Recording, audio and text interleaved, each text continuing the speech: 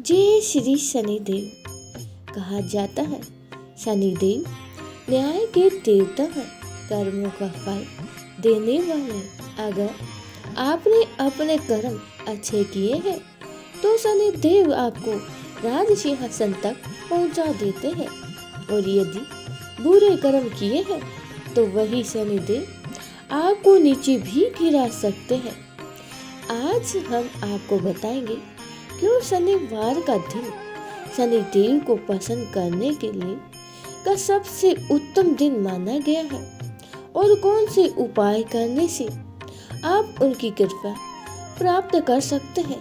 तो वीडियो को अंत तक जरूर देखें, क्योंकि ये ज्ञान आपके जीवन की दिशा बदल सकता है। तो आइए भक्तों, शनिदेव व्रत कथा। शनिवार व्रत विधि। इस दिन शनिदेव की पूजा होती है। काला तिल, काला वस्त्र और तेल उड़द शनिदेव को अति प्रिय है, इसीलिए इसके द्वारा शनिदेव की पूजा की जाती है।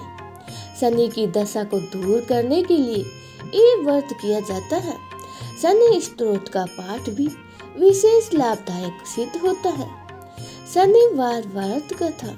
एक समय सूर्य, चंद्रमा, मंगल, बुध, बृहस्पति, शुक्र, शनि, राहु और केतु इन ग्रहों में आपस में विवाद हो गया था कि सबसे बड़ा कौन है। सब अपने अपने आप को ही बड़ा कहते हैं। जब आपस में कोई निश्चय नहीं हो सका तो वे सब लोग झगड़ते हुए देवराज इंद्र के पास जा पहुंचे और कहने लगे कि आप सब देवताओं के राजा हैं, इसीलिए आप न्याय करके बतलाइए कि हम 9 ग्रहों में से सबसे बड़ा ग्रह कौन है। देवराज इंद्र देवताओं का प्रश्न सुनकर घबरा गए और कहने लगे कि मुझ में तो ये सामर्थ्य नहीं है कि मैं किसी को बड़ा या छोटा बता सकूं। मैं अपने मुख से किसी की नहीं कह सकता। हाँ, एक उपाय हो सकता है। इस समय पृथ्वी पर राजा विक्रमादित्य दूसरों के दुखों का निवारण करने वाले हैं, इसीलिए आप सब मिलकर उनके पास जाइए, वही आपके विवाद का निवारण करेंगे। सभी ग्रह देवता लोग देवलोक से चलकर भूलोक में जा पहुंचे और राजा विक्रमादित्य की सभा में सभी उपस्थित हुए और अपना प्रश्न राजा के सामने रख दिया। राजा विक्रमादित्य ग्रहों की बात सुनकर गहरी चिंता में पड़ गए कि मैं अपने मुख से किसी को बड़ा और किसी को छोटा कैसे बताऊंगा। जिसको छोटा बताऊंगा वही क्रोध करेगा। उनका झगड़ा निपटाने के लिए उन्होंने एक उपाय सोचा और सोना, चांदी, कांसा, पीतल, शीशा, रांगा, जस्ता, अबरक और लोहा 9 धातुओं के 9 आसन बनवाए, और सब आसन कर्मों से जैसे सोना सबसे पहले और लोहा सबसे पीछे होता है। उसके पश्चात ही राजा ने सब ग्रहों से कहा कि आप सब अपना अपना आसन ग्रहण करें। जिसका आसन सबसे आगे है वह सबसे बड़ा, और जिसका आसन सबसे पीछे है वह सबसे छोटा। क्योंकि लोहा सबसे पीछे था और वह शनिदेव का आसन था, इसीलिए शनिदेव ने समझ लिया कि राजा ने मुझको ही सबसे छोटा बना दिया। इस निर्णय पर शनिदेव को बहुत ही क्रोध आया। उन्होंने कहा कि राजा, तू मेरे पराक्रम को नहीं जानता।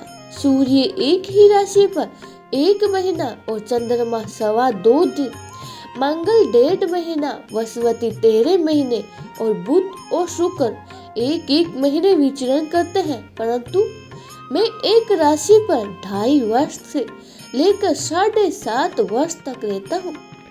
बड़े बड़े देवताओं को भी मैंने भीषण दुख दिया है।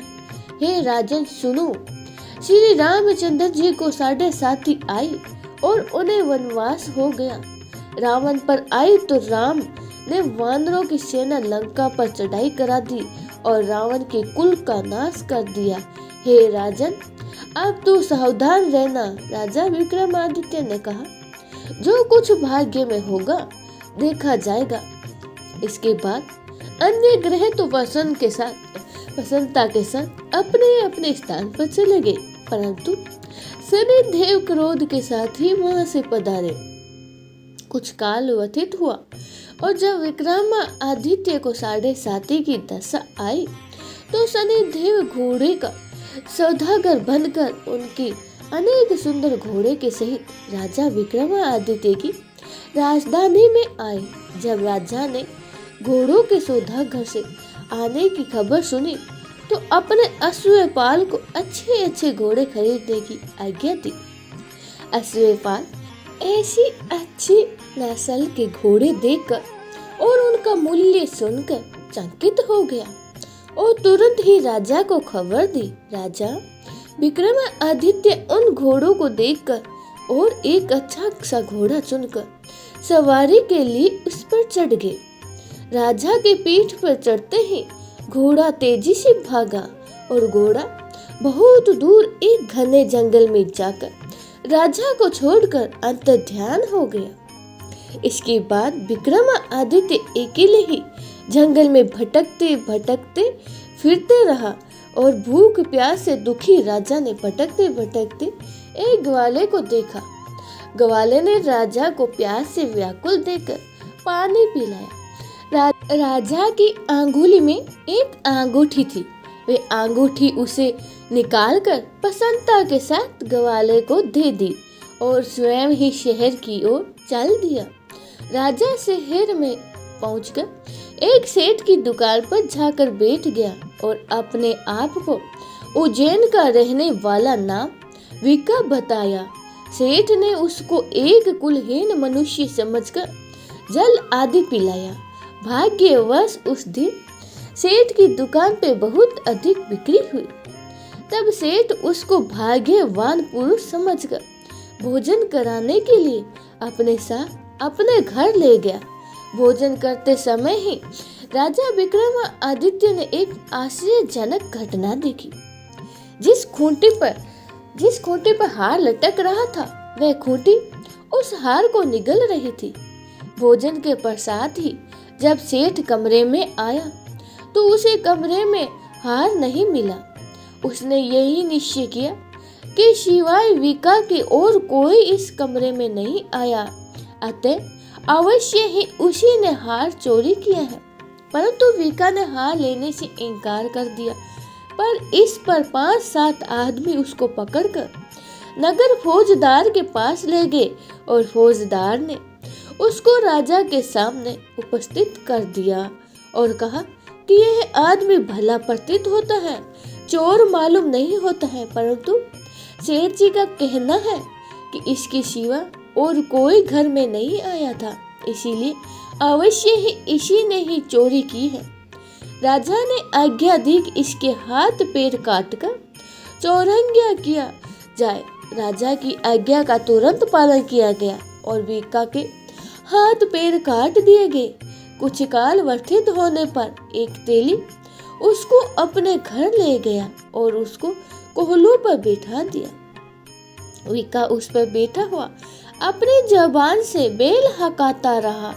इस काल में राजा शनि की दशा समाप्त हो गई। वर्षा ऋतु के समय मल्हार राग गाने लगा। यह राग सुनकर उस शहर के राजा की कन्या मन भावनी उस राग पर मोहित हो गई और राजकन्या ने राग गाने वाले की खबर लाने के लिए अपनी दासी को भेजा।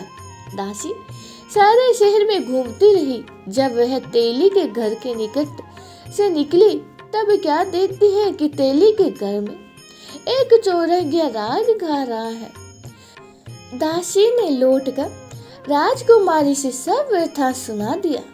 बस उसी क्षण राजकुमारी मन भावनी ने अपने मन में यह प्रण कर लिया, चाहे कुछ भी हो जाए मुझे इस चौरंगिया के साथ ही विवाह करना है। प्रातः काल होते ही जब दासी ने राजकुमारी मन भावनी को जगाया, चाहा तो राजकुमारी अनशन व्रत लेकर बैठी रही। दासी ने रानी के पास जाकर राजकुमारी के न उठने का वृत्तांत कहा। रानी ने वहां आकर राजकुमारी को जगाया और उसके दुख का कारण पूछा। राजकुमारी ने कहा कि माताजी, मैंने यह प्रण लिया है कि मैं तेली के घर में जो चोरज्ञा है उसी के साथ विवाह करूंगी। माता ने कहा, पगली, तू यह क्या कह रही है? तेरा विवाह किसी देश के राजा के साथ किया जाएगा। कन्या कहने लगी कि माताजी, मैं अपना प्रण कभी नहीं तोड़ूंगी। माता ने चिंतित होकर ये बात महाराज को बताई और महाराज ने आकर उसे बहुत समझाया। मैं अभी देश देशांतर में अपने दूत भेजकर सुयोग्य, रूपवान और बड़े से बड़े गुणी राजकुमार के साथ तुम्हारा विवाह करूंगा। ऐसी बात तुम्हें कभी नहीं विचरनी चाहिए। परंतु राजकुमारी ने कहा, पिताजी, मैं अपने प्राण त्याग दूंगी, परंतु किसी दूसरे से विवाह नहीं करूंगी। ये सुनकर राजा ने क्रोध से कहा, यदि तेरे भाग्य में ऐसा ही लिखा है तो जैसी तेरी इच्छा हो वैसा ही कर दे। राजा ने तेली को बुलाकर कहा कि तेरे घर में जो चोरज्ञा है उसके साथ मैं अपनी कन्या का विवाह करना चाहता हूँ। तेली ने कहा, महाराज, कैसे हो सकता है? आप कहाँ हमारे राजा और कहाँ वे एक नीच तेली। राजा ने कहा, विवाह की तैयारी करो। राजा ने सारी तैयारी कर तोरण और वंदनमाल लगाकर राजकुमारी का विवाह चोरज्ञा के साथ कर दिया। रात्रि को जब विक्रमादित्य और राजकुमारी महल में सोए तो आधी रात के समय शनि देव ने विक्रमादित्य को सपन दिया और आकर कहा कि राजा, कहो, मुझको छोटा बतलाकर तुमने कितना दुख उठाया है। राजा ने शनि देव से क्षमा मांगी। शनि देव ने राजा को क्षमा कर दिया और प्रसन्न होकर विक्रमादित्य को हाथ पैर दिए। तब राजा विक्रमादित्य ने शनि देव से प्रार्थना की, महाराज, मेरी प्रार्थना स्वीकार करें। जैसा दुख आपने मुझे दिया है ऐसा और किसी को ना दे।